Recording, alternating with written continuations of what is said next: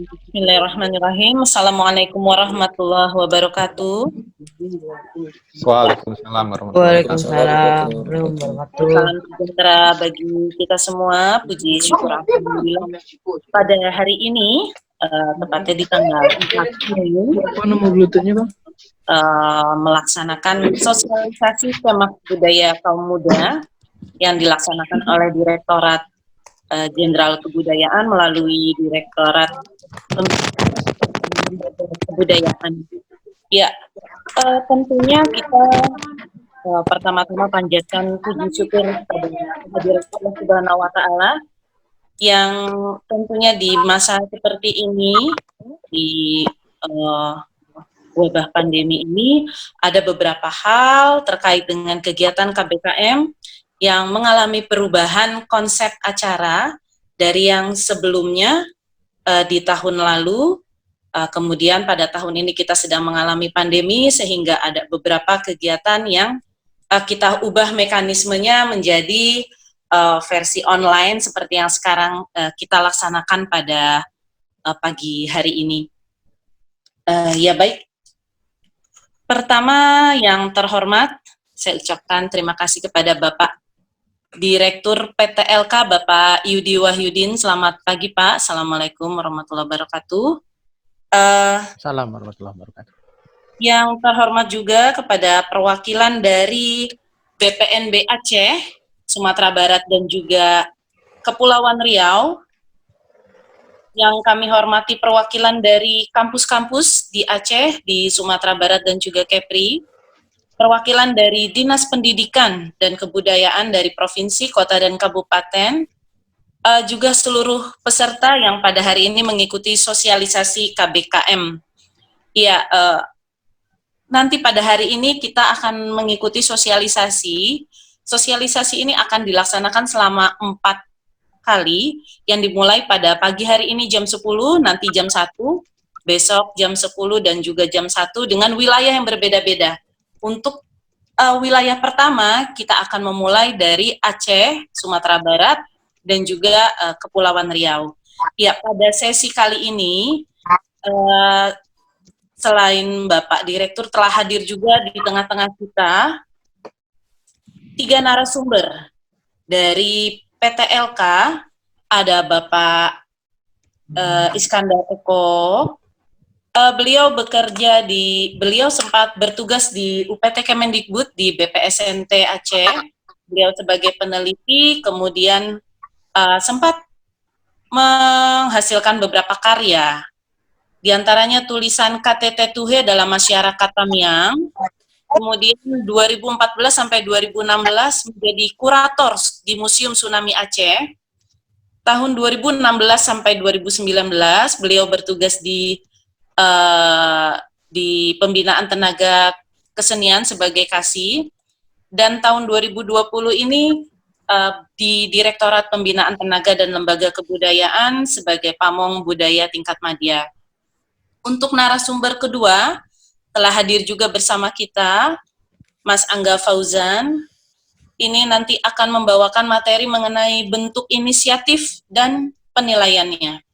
Ya, beliau, Mas Angga ini dari tahun 2012 hingga 2016, ini studi di ITB, di Design Visual Communication, kemudian 2018 sampai 2019 melanjutkan di University of Edinburgh, di bagian dengan majornya Design and Digital Media. Sampai saat ini, sejak dari tahun 2019, Mas Angga menjabat sebagai Director of Strategy di Sagura Asia Teknologi. Oke, berikutnya adalah narasumber yang ketiga. Sudah bersama kita Mbak Mira Nofrikasari. Mbak Mira Nofrikasari dari Hubungan Internasional Universitas Riau. Ya, Mbak Mira ini sebagai Ketua Divisi Kominfo Karya Salemba 4. Pernah mendapatkan beasiswa juga dari Karya Salemba 4 ini, dan tahun lalu menjadi juara pertama KBKM, Kemah Budaya Kaum Muda, untuk cabang Purwarupa Fisik di tahun 2019. Ya, nanti dalam acara sosialisasi ini kita akan menyimak bersama dari 3 narasumber ini untuk menjelaskan hal-hal teknis apa saja yang terkait dengan KBKM. Yang pertama, kita bisa mulai paparan dari Bapak Iskandar Eko mengenai sosialisasi kemah budaya kaum muda di tahun 2020. Kami persilakan Bapak Eko, silakan Mas Rizky, sarannya. Sebelumnya Pak Dir dulu. Oh ya, Ibu Ami. baik. Sebelumnya Bapak Direktur, Bapak Yudi Wahyudin, kami persilahkan Bapak Wahyudin sebelum paparan ini dimulai untuk memberikan dua patah kata untuk seluruh peserta sosialisasi KBM pada hari ini. Kami persilahkan Pak Yudi. Baik, terima kasih Ibu Moderator, yang saya hormati para narasumber, serta teman-teman kaula muda di wilayah Aceh, Sumatera Utara, dan Kepulauan Riau ya. Jadi senang sekali walaupun kita silaturahmi di udara ya, melalui daring. Jadi hari ini kita sempat silaturahmi dalam suasana, mudah-mudahan berkah nih Ramadan buat kita semua ya, amin. Amin. Baik, Amin. mungkin ini pengantar saja sebentar karena nanti detailnya teman-teman narasumber yang akan menyampaikan informasinya. Jadi kemah budaya kaum muda ini merupakan peluang gitu ya, merupakan peluang dan sekaligus juga tantangan untuk membuktikan teman-teman kaula muda di wilayah Sumatera Utara, Aceh dan Kepulauan Riau untuk berkiprah bagaimana menyatukan gitu kemampuan di bidang teknologi, di bidang teknik, di bidang matematik, jadi ilmu-ilmu eksak gitu, seni, kita kolaborasikan dengan warisan budaya gitu. Ada 2 menu yang ditawarkan di ajang untuk tahun 2020 ini, yaitu terkait dengan purwarupa ya, dan satu lagi aplikasi gitu. Nah, tentunya nanti Ibu dan Bapak para narasumber yang akan menyampaikan materinya seperti apa gitu. Cuma yang ingin saya sampaikan bahwa sebetulnya amanat KBKM ini kalau kita tarik mundur ke belakang, ini sebetulnya amanat dari Undang-Undang Nomor 5 2017 tentang pemajuan kebudayaan gitu. Bagaimana di sana itu diamanatkan bahwa kebudayaan harus menjadi arus utama pembangunan itu. Bagaimana kebudayaan memberikan kontribusi untuk kesejahteraan itu. Nah, amanat-amanat tersebut dicoba diurai dalam Kongres Kebudayaan Indonesia pada akhir tahun 2018, sehingga muncullah apa yang disebut dengan strategi kebudayaan dan rencana aksinya berupa resolusi kebudayaan itu. Ada 2 poin penting di dalam strategi dan resolusi kebudayaan tersebut, yaitu terkait dengan amanat untuk adanya kaderisasi. Kaderisasi terkait dengan pelindungan dan pengembangan warisan budaya, dan yang kedua adalah perlunya pusat-pusat inovasi, bagaimana mempertemukan gitu ya para pelaku budaya dengan dunia kreatif gitu. Dan dari sanalah muncul platform atau landasan dasar terbentuknya kegiatan Kemah Budaya Kaum Muda. Kemah Budaya Kaum Muda tahun 2020 merupakan kelanjutan sebetulnya. Jadi sudah dilaksanakan 2019 di kawasan Candi Prambanan ya, di Magelang gitu. Selamat juga buat Mbak yang tadi ya, yang juara gitu. Nah, cuma ada perbedaan konsep seperti yang disampaikan oleh tadi Bu Ami ya, moderator gitu. Kalau yang sebelumnya itu dikumpulkan dalam satu tempat, open air, tentunya sebelumnya sudah dilakukan juga pendampingan gitu.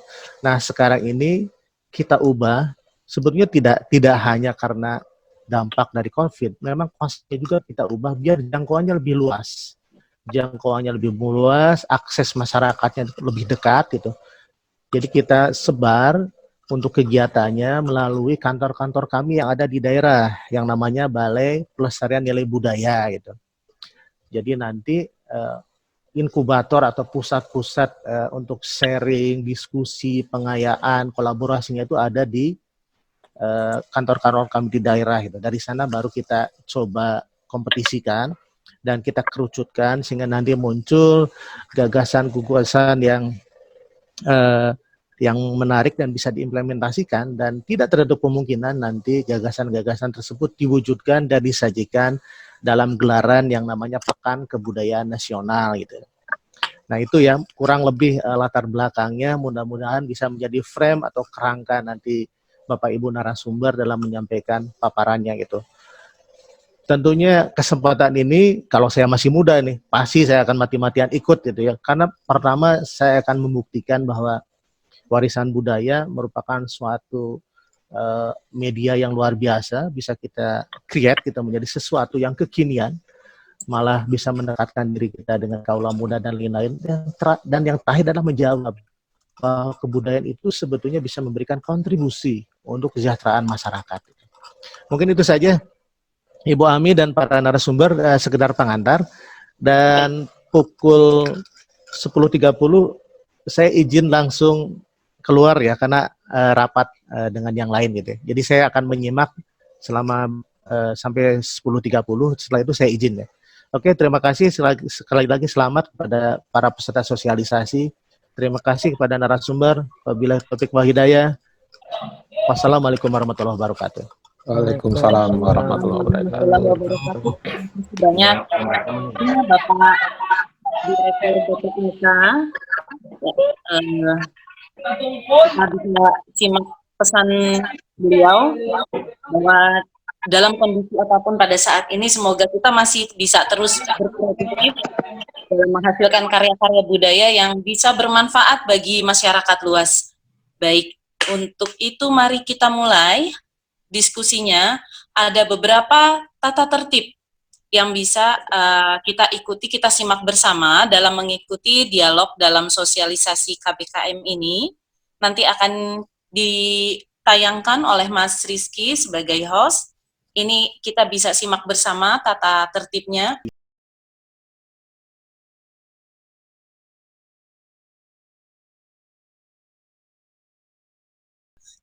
Nanti dalam diskusi ini kita akan bagi menjadi 3 sesi yang dibagi menjadi 3 narasumber yang akan memaparkan mengenai KBKM secara umum.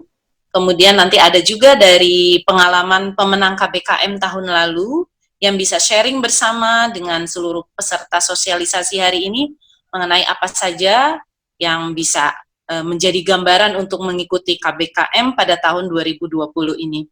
Ya, baik. Untuk sesi pertama kami persilahkan kepada Bapak Eko untuk memaparkan tentang sosialisasi KBKM. Kami persilahkan Pak Eko. Oke, terima kasih Ibu Ami. Assalamualaikum warahmatullahi wabarakatuh. Salam sejahtera bagi kita semua. Terima kasih atas kehadiran teman-teman dalam kegiatan sosialisasi ini. Kita mulai. Ini langsung mulai, Ki. Halo.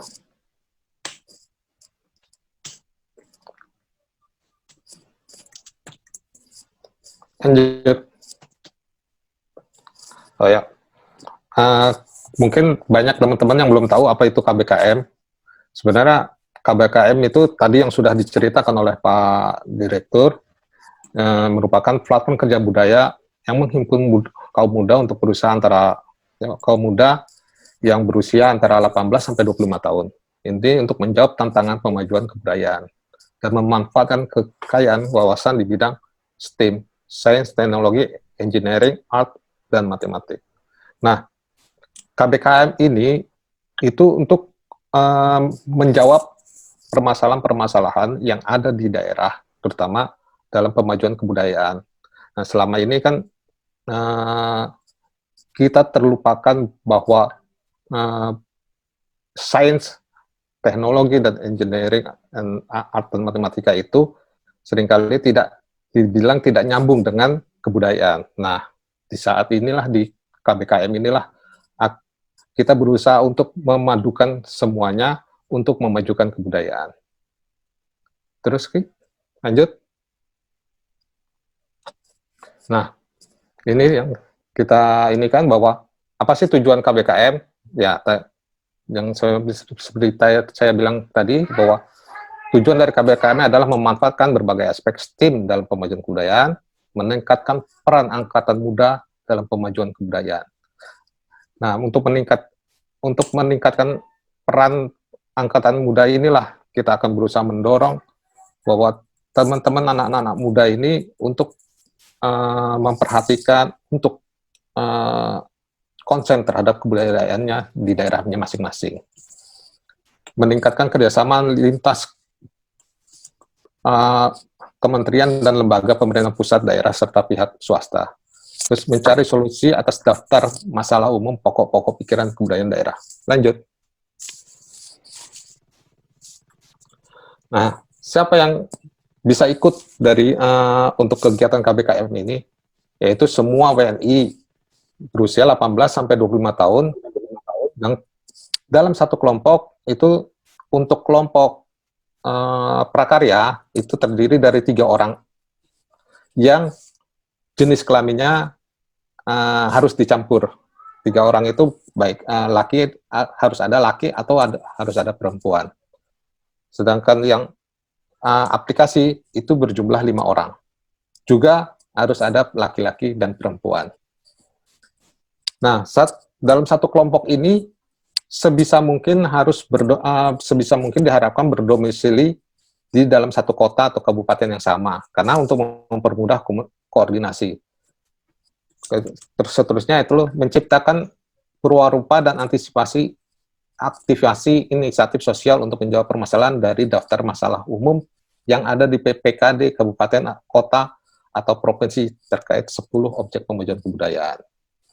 Setiap anggota kelompok harus mengikuti seluruh rangkaian kegiatan KBKM tanpa perwakilan atau anggota pengganti. Artinya, kalau dia sudah mendaftar, terus tiba-tiba di tengah jalan ada anggota yang tidak bisa ikut, berarti kelompoknya itu otomatis gugur. Lanjut.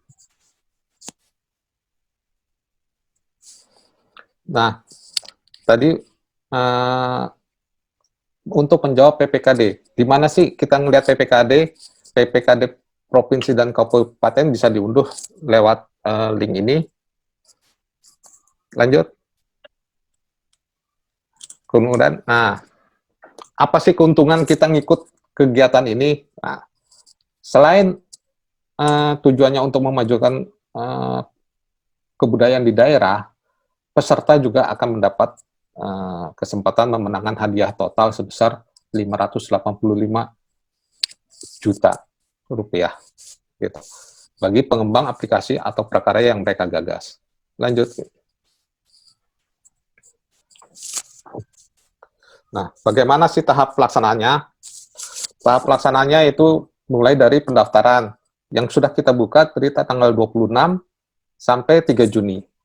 Setelah itu akan kita seleksi, baik itu secara administrasi maupun substansi, pada tanggal 26 Juni sampai 20 Juli.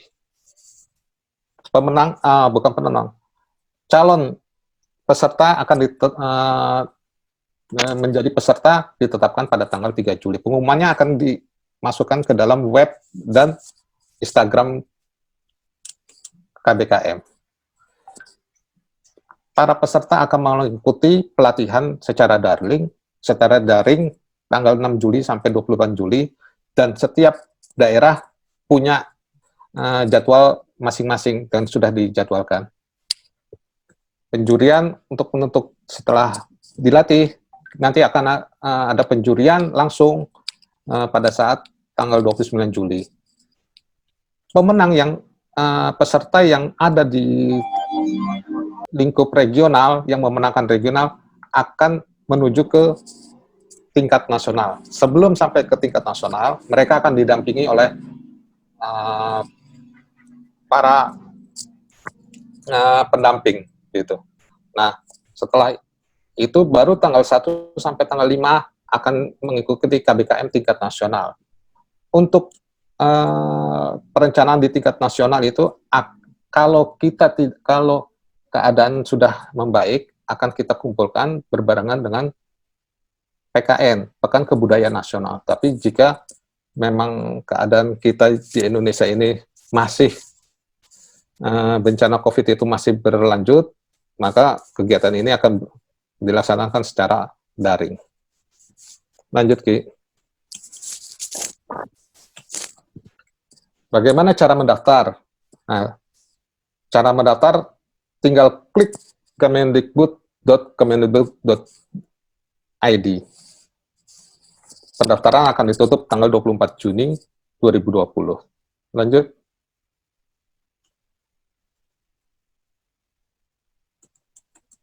Nah, itu yang saya katakan tadi, yang tingkat nasional nanti pendamping ada peserta yang sampai ke tingkat nasional akan didampingi oleh fasilitator secara online. Nah, peserta juga akan memunculkan proyeknya. Peserta juga mempresentasikan di hadapan juri secara daring di tingkat nasional ketika nanti keadaannya belum memungkinkan untuk kita bertemu.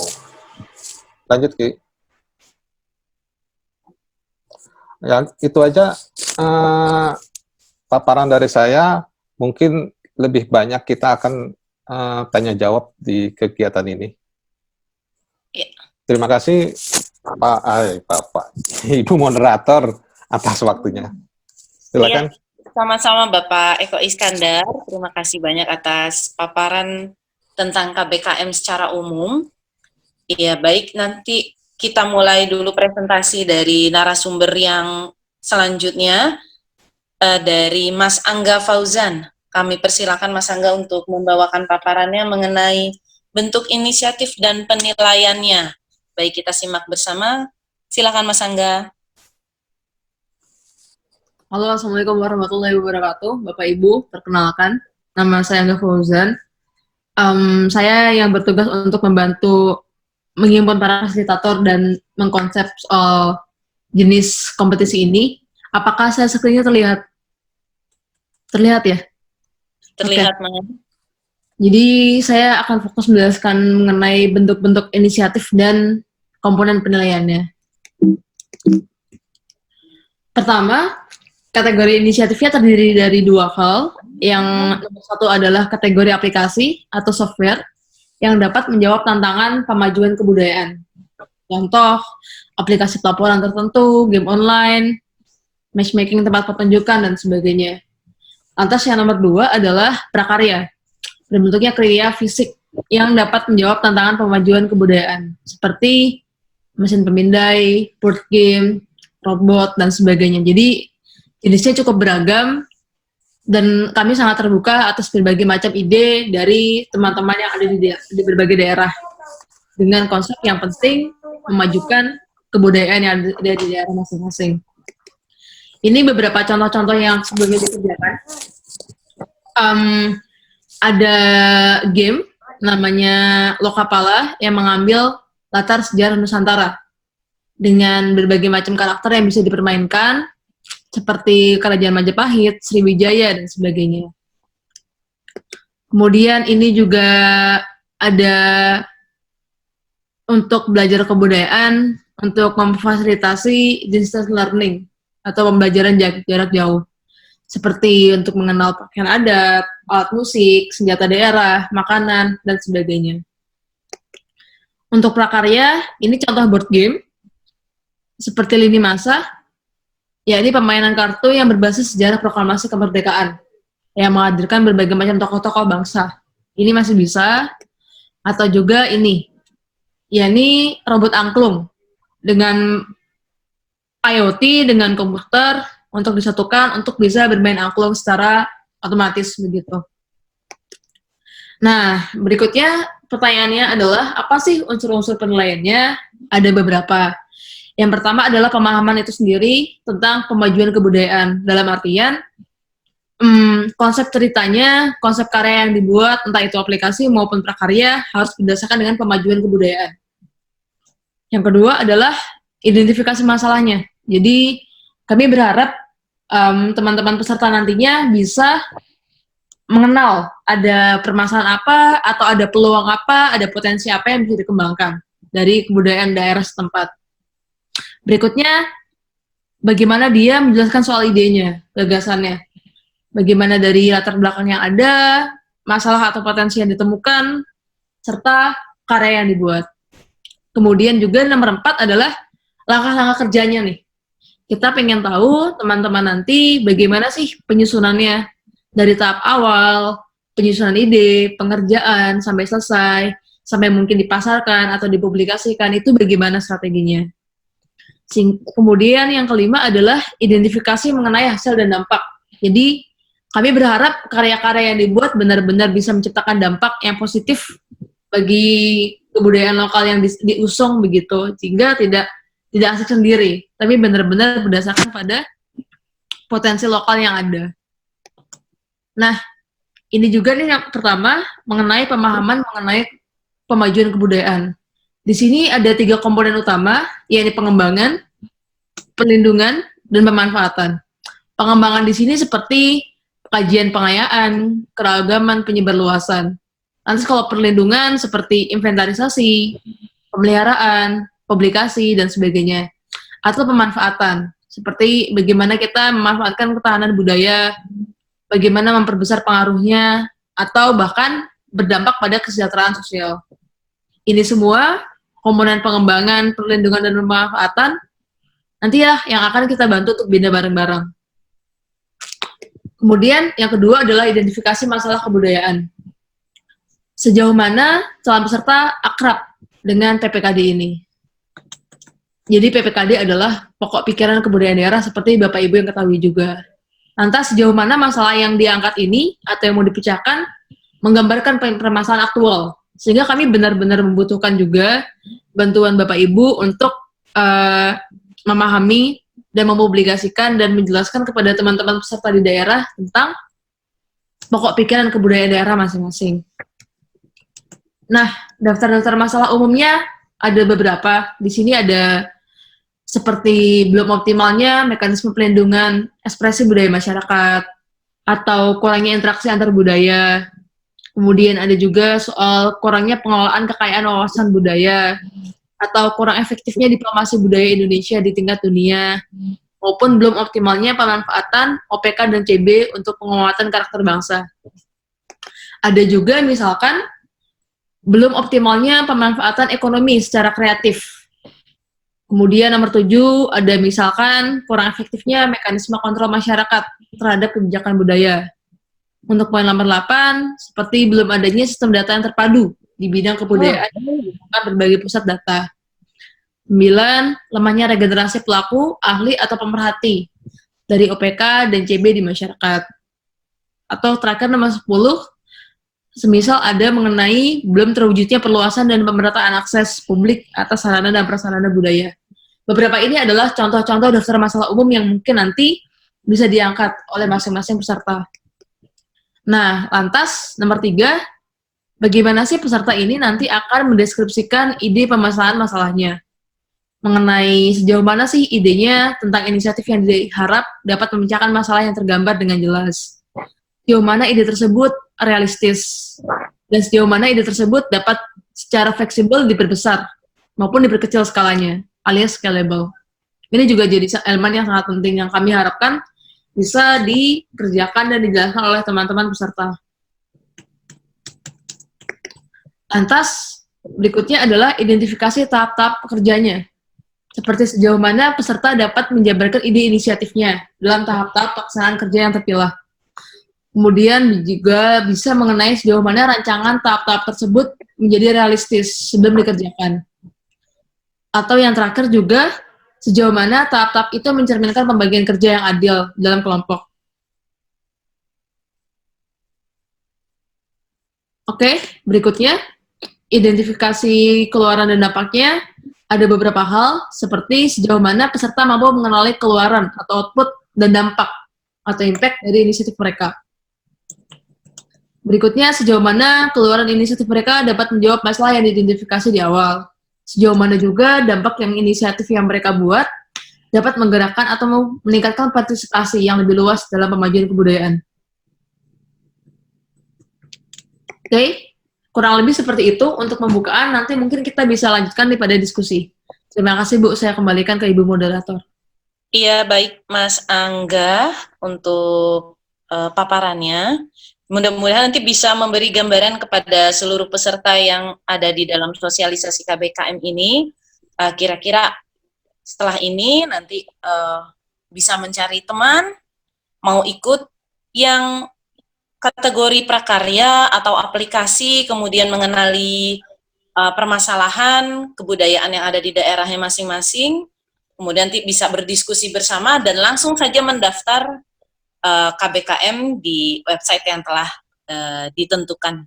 Baik, untuk selanjutnya, ini untuk memberikan gambaran kepada seluruh peserta, bagaimana sih rasanya ikut KBKM, kemudian dampaknya apa, kemudian manfaatnya mengikuti KBKM, kita bisa simak dari sharing dan pengalaman oleh juara pertama KBKM tahun lalu, 2019, yang akan disampaikan oleh Mbak Mira.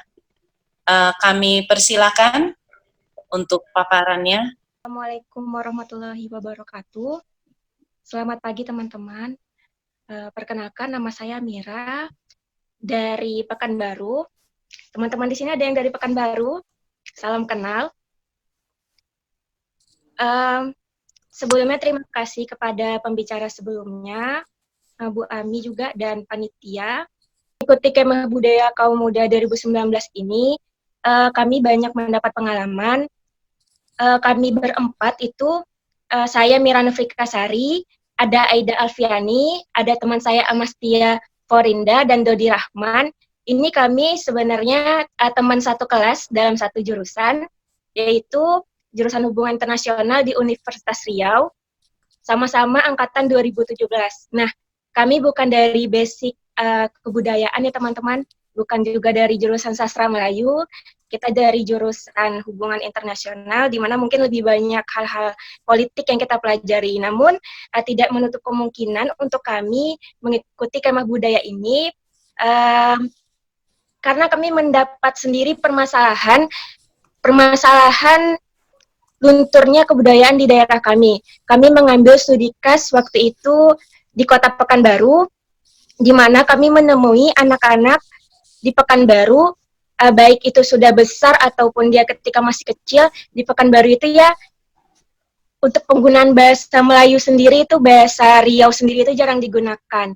Nah, karena Pekanbaru itu adalah kota heterogen, kota besar, di mana banyak pendatang gitu. Lebih banyak menggunakan bahasa daerah dari wilayah yang lain untuk bahasa Melayu sendiri itu minim sekali digunakan. Nah, kami melakukan mini riset terlebih dahulu. Mini risetnya yaitu kami waktu itu jalan-jalan atau mengelilingi perpustakaan wilayah.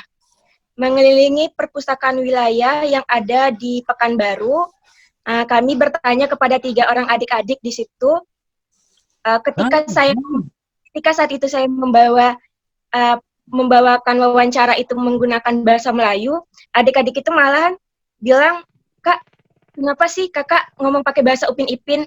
Terus dalam hati, miris nggak? Nah, di situ kami menemukan suatu permasalahan.